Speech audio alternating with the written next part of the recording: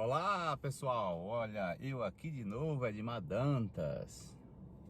Então pessoal, para que eu possa continuar, né, nas gravações desses meus vídeos, de repente eu tenho um cenário aqui por trás de mim e tal, essas coisas todas, eu preciso que vocês ativem o sininho, dê aquele velho like, né, a linguagem e youtuber, se inscreva e marque um amigo, né. Então no meu último vídeo eu comentei da transição, né, da saída da empresa de eletricidade, da Coelce, para primeiro contato com a editora e a minha aventura de Fortaleza a Juazeiro do Norte, onde levou 2 dias para chegar em Juazeiro, tentando equilibrar o carro, manter o carro na linha.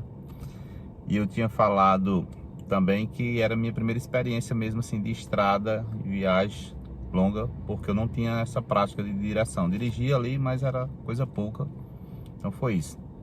Enfim, iniciei o trabalho nessa empresa chamada Editora IBEP. Foi minha primeira experiência como consultor. Na época chamava divulgador, né? Comecei a trabalhar como divulgador. E aí, ao chegar em Juazeiro, enviei a documentação como a empresa solicitou e agendaram uma viagem para São Paulo. Primeiro treinamento. Isso aí foi por volta de 2003. E aí eu comecei a ter pesadelo, nunca tinha andado de avião. Passei uma semana sem dormir direito, sonhando com o avião caindo, aquela coisa toda. E ansioso, né, para fazer essa viagem. Fui para São Paulo. Enfim, cheguei em São Paulo. Cheguei lá, uma assembleia de mais de 300 funcionários, a galera toda. Eles chamaram os novatos, né, para se apresentar. E aí iniciou o treinamento. E aí falava assim, livros de integrado, era lançamento de uma coleção chamada Eu Gosto, né? Quem é da área de editoras e trabalha com livros conhece essa coleção da editora IBEP chamada Coleção Eu Gosto. E aí eles lançaram um livro chamado Livro Integrado. Era um livrão grosso, que aí vinha todas as disciplinas: português, matemática, história, geografia, ciência, artes, só não tinha inglês. E foi um estouro, né? Eu no primeiro ano, graças a Deus, consegui vender bem, apesar de não ter experiência, não ter contato nenhum com escola, foi tudo muito novo. E aí falava-se na época em construtivismo, e livro consumível, e livro seriados, e livros autorais. Então isso era uma linguagem muito nova para mim, eu não entendia bem. Mas mesmo assim fui para cima e fui aprendendo. Foi um período muito bom.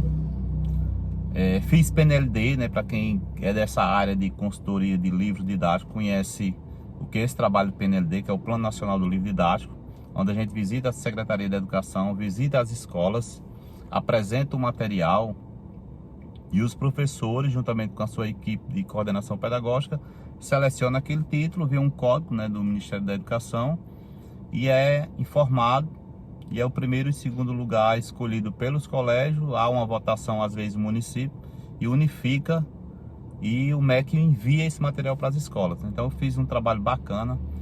No meu primeiro PNLD pela editora IBEP, foi quando eu conquistei minha primeira casa, graças a Deus, foi um sucesso. Fiz umas vendas bacanas. Quando caiu o dinheiro na minha conta, eu fiquei, nossa, o que é isso? Liguei para o RH da empresa e disse, rapaz, esse negócio tá errado.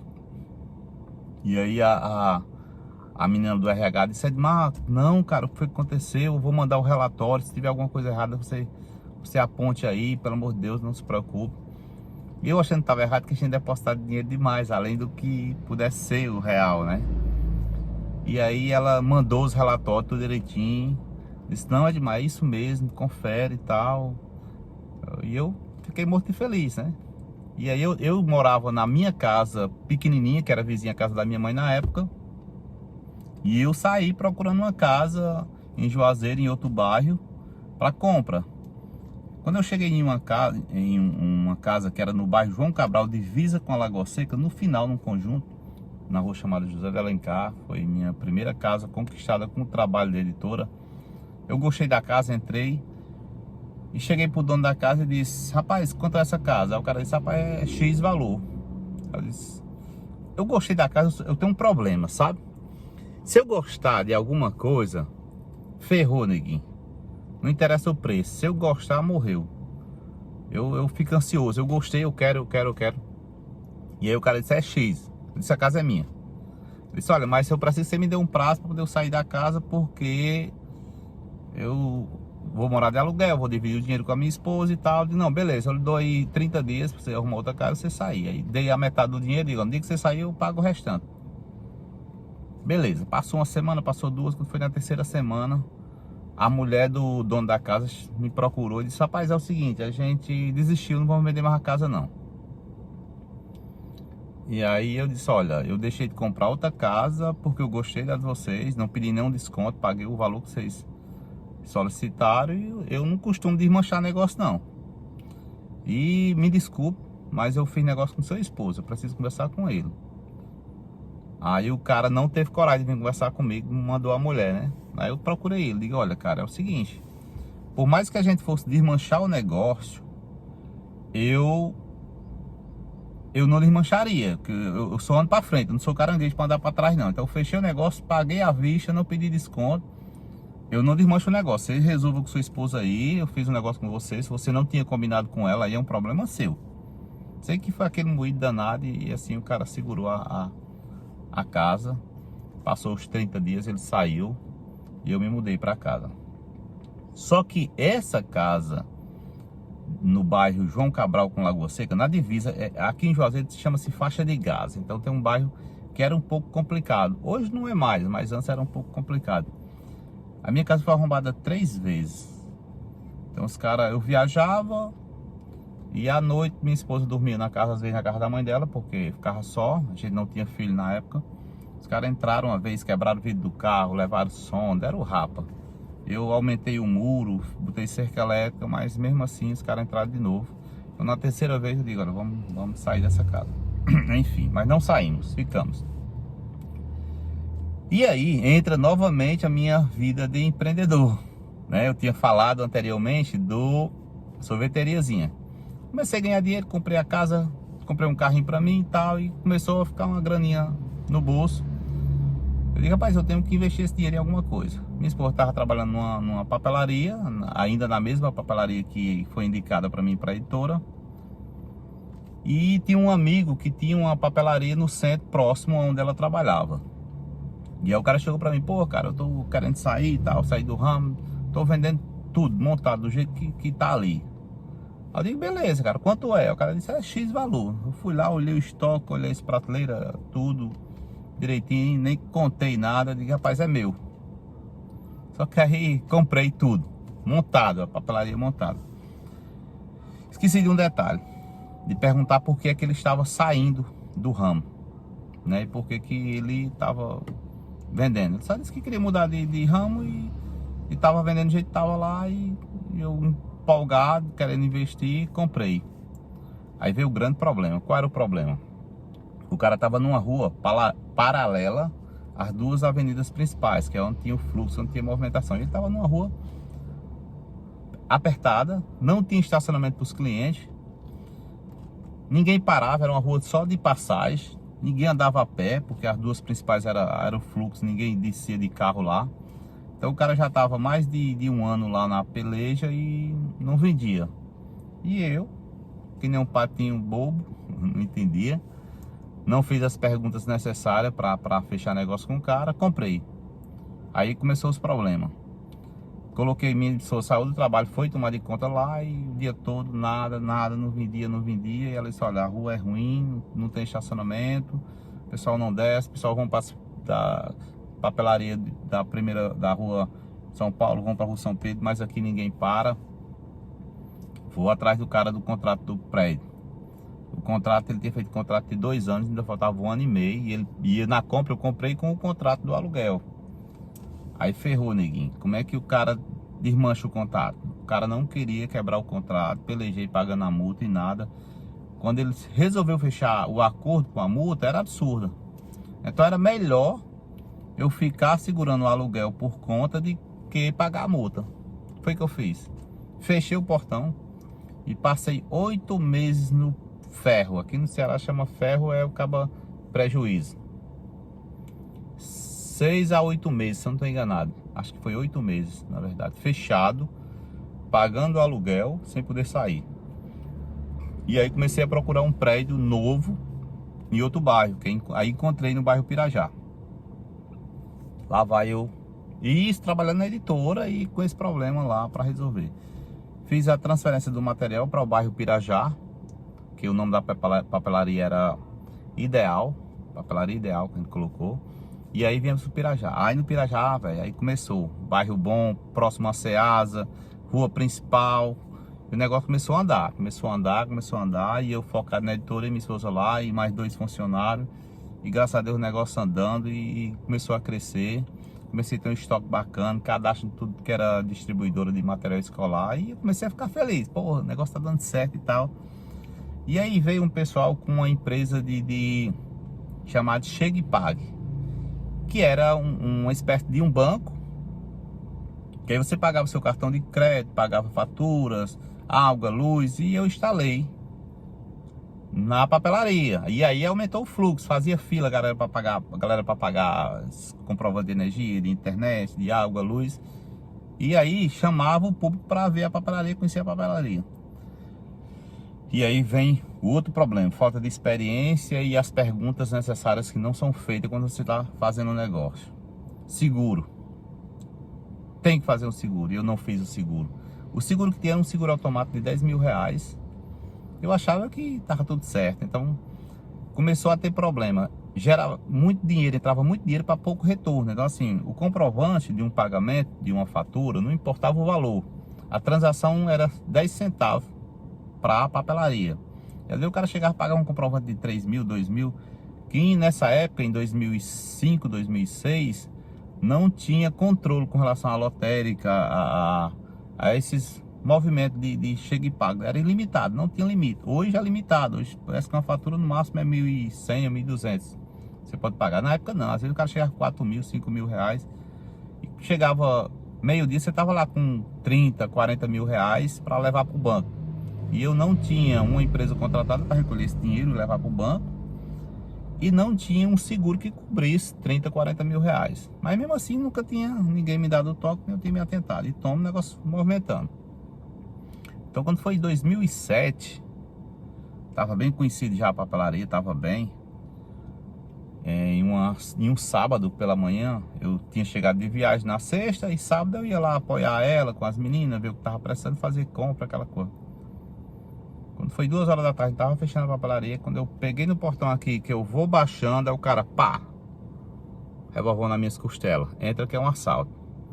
Aí saiu me empurrando pra dentro. Quando eu entrei, chegou outro e baixou o portão. E a gente ficou lá dentro. E enquanto isso, a Elisângela tava lá dentro, nos fundos, no outro vão da papelaria, arrumando a bolsa dela, essas coisas de mulher, pra gente ir embora. Aí o cara ouviu o barulho. Quando ouviu o barulho, ele partiu pra dentro. Diga, eita, meu Deus do céu, e agora? Aí já escurou ela no revólver e trazendo ela pra cá. Aí o cara botou o revólver na minha testa. Falando, passa o dinheiro, passa o dinheiro, passa o dinheiro. E aí eu tinha um caixa com uma gaveta falsa e um suporte que assim, fechava os pacotinhos de 1.000 reais, a gente jogava, ele caía em espécie de esconderijo. E eu ia levando pra cá em torno de 10 mil reais no dia, guardar, porque era no sábado, só seria feito depósito na segunda. Aí os caras começaram a botar o terror, vai morrer, porque não quer entregar o dinheiro. Eu disse, rapaz, o dinheiro tá aqui, eu botei a mão no bolso, tirei, entreguei o bolo de dinheiro, 10 mil reais. Peguei a carteira, entreguei chave de carro e tudo, e o cara com o revólver na cabeça, vai morrer, cadê o dinheiro? Foi pro caixa, eu digo, olha, aqui é a gaveta principal e aqui é a gaveta falsa. Puxei a gaveta falsa. Não tem dinheiro, cara, o dinheiro que eu tenho é esse. Tem mais. Puxei a gaveta falsa, aí tinham várias moedas de R$1, o cara rapou tudo. Despejou numa sacola, vamos, tem mais, vai morrer. E o coração acelerado, vendo na hora ele atirar em mim ou atirar em Elisângela. Então assim, os caras botou terror. Até que enfim ele balançou o caixa, derrubou, aí achou o outro dinheiro que estava escondido, né? Em torno de 37 mil reais, os caras levaram. Aí disse, olha, tu quer morrer por causa do dinheiro dos outros, macho? Tu vai morrer por causa do dinheiro dos outros, só por isso eu vou dar um tiro em tu.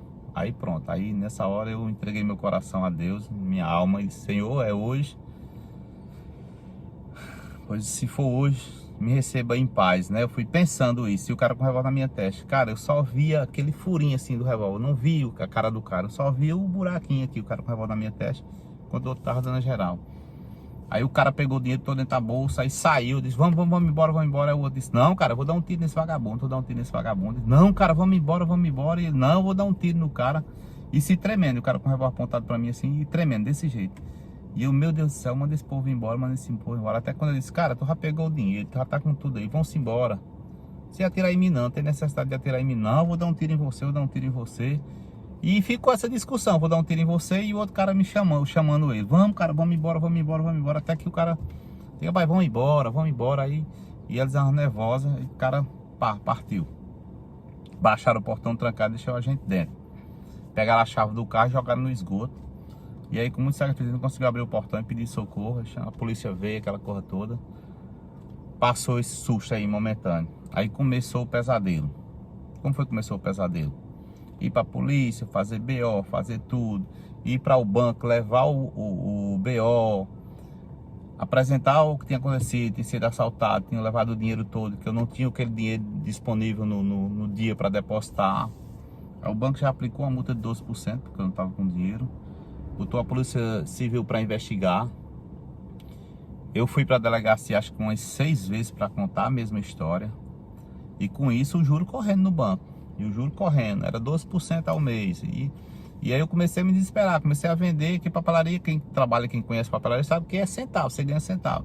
Eu comecei a vender o estoque para gerar o dinheiro para cobrir o banco. E aí quando eu chegava no banco, eu jogava o dinheiro lá que depositava, era só juro, e comecei a me endividar, E aí de quebra, o que acontece? Eu já estava no sufoco, eu estava devendo o banco por conta do assalto. A polícia vinha de vez em quando, Polícia Civil, fazer pergunta. O banco não acreditava que tinha sido um assalto e começou a gerar aquela desconfiança. Para diminuir e a gente sentia assim, questão do estresse, como é que eu já estava. Eles já estavam muito nervosos quando do assalto, não queria ir mais papelaria. E eu entendo. E ficou aquele estresse, aquele nervosismo todo.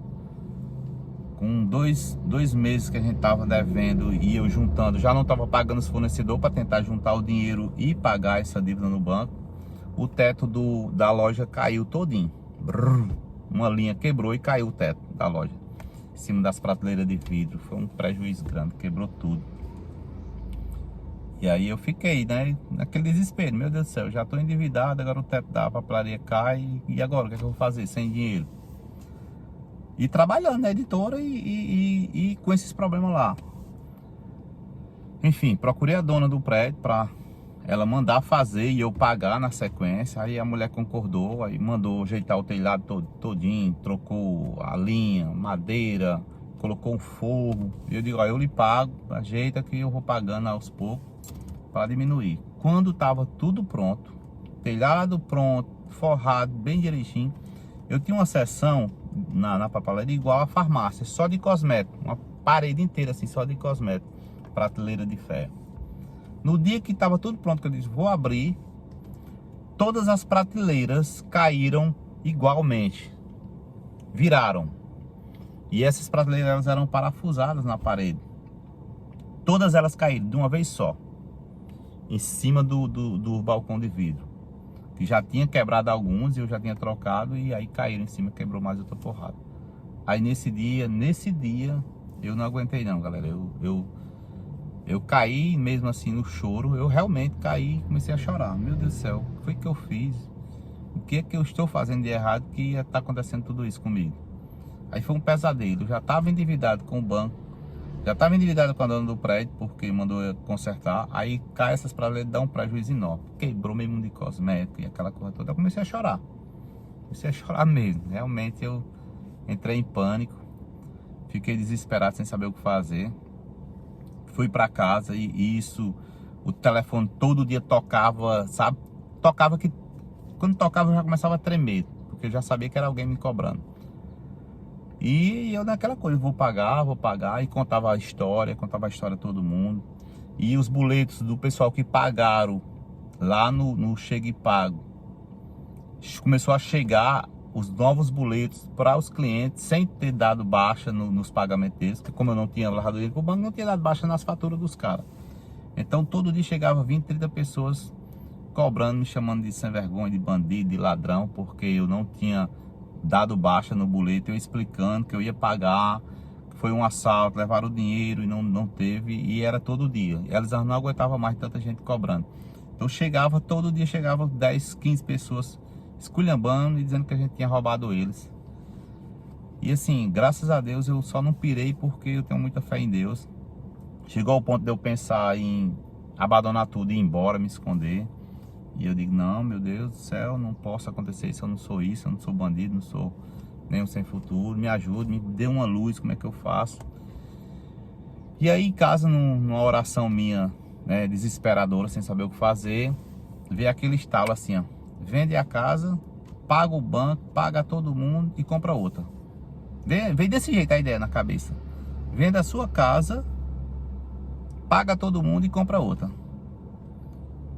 E assim, eu acho que foi a resposta de Deus, de tanto eu pedir como eu poderia resolver isso, como é que Ele ia me ajudar para resolver isso. Por incrível que pareça, quem não acredita que Deus existe, cara, tampa o nariz, passa aí 5 minutos sem respirar, que aí você vai descobrir que Deus existe. E aí eu vi, como se eu ouvisse essa voz dizendo exatamente o que eu tinha que fazer: faça isso. Eu não pensei duas vezes. No outro dia de manhã eu nem falei para ela, me acordei cedinho, fui na papelaria, peguei uma placazinha Vendes, coloquei na frente da casa. Quando foi 5 horas da tarde, o dinheiro estava na minha conta da venda da casa, vendi no mesmo dia. No outro dia eu fui no banco, paguei a dívida completa que eu estava devendo no banco, comecei a ligar para os fornecedores, negociei um por um, paguei a todo mundo. Quando eu paguei a todo mundo, que eu digo, pronto, não devo mais nada a ninguém, fui na igreja agradecer a Deus por ter me dado essa orientação, e entrei em contato com uma empresa de fornecimento, uma empresa de construção. Fechei uma parceria com o cabo, encontrei o local, comprei a casa, dei uma entrada de 7.500 na época, parcelei o resto em 20 anos, né, a casa, que é a atual que eu moro hoje. Quitei essa casa em 6 anos, fechei a negociação para 20, paguei em 6. E aí o milagre aconteceu na minha vida, que foi justamente essa vida de início de empreendedor, que deu errado, né? Deu errado no sentido de alguém ter me assaltado. Graças a Deus, a partir daí começou as coisas prosperar na minha vida. Passei com essa papelaria até 2011, praticamente com ela. Aí minha esposa desistiu, não quis mais tomar de conta, porque aí iniciou o trabalho nas escolas de pedir taxa de material, não dá mais a lista para os pais comprarem. Então a venda começou a cair de um ano para outro e a gente começou a acompanhar. E antes que a gente se endividasse, né, com a papelaria, nós resolvemos fechar, né? Fechamos em 2011 a papelaria. E aí, galera, inicia-se o trabalho, continuei o trabalho, né, na editora até 2006, na IBEP, né? Eu dei um pulo na história do meu trabalho de IBEP para contar a história do que aconteceu na minha vida de empreendedor e de perrengue, né, que eu passei, ao ponto de eu pensar em ir embora, fugir, abandonar, deixar devendo todo mundo. Mas não faça isso. Acredite sempre que Deus existe, que Ele vai te mostrar a saída. E Ele me mostrou e ainda me disse exatamente como é que eu deveria fazer. E eu fiz sem questionar, porque imagina, você pegar a sua casa própria, vender para pagar a dívida, você já entra em pânico. Porra, e agora, vou morar de aluguel? Não pensei nisso. Eu pensei em resolver o problema que eu estava tendo. Então, eu precisava resolver urgentemente e a solução foi essa. E hoje, graças a Deus, estou na minha casa, estou feliz, né? Resolvi todos esses problemas. E aí, no próximo vídeo, eu vou contar para vocês o que aconteceu com a minha saída dessa editora, a minha migração para outra, até eu chegar agora na minha vida continuar na minha vida de empreendedor e consultor de negócio. Beleza? Marca um amigo, compartilha minha história com mais alguém, para o YouTube continuar multiplicando o vídeo e eu possa gravar e de repente eu tenho um cenário, ó. Vocês estão vendo que hoje eu estou aqui dentro do meu carro, porque eu estou indo ali no Sebrae para uma palestra, para uma reunião lá com o pessoal. Mas no próximo vídeo eu continuo contando minha história. É de Madantas, o rei. Cuida, marca os amigos aí, tamo junto. Forte abraço.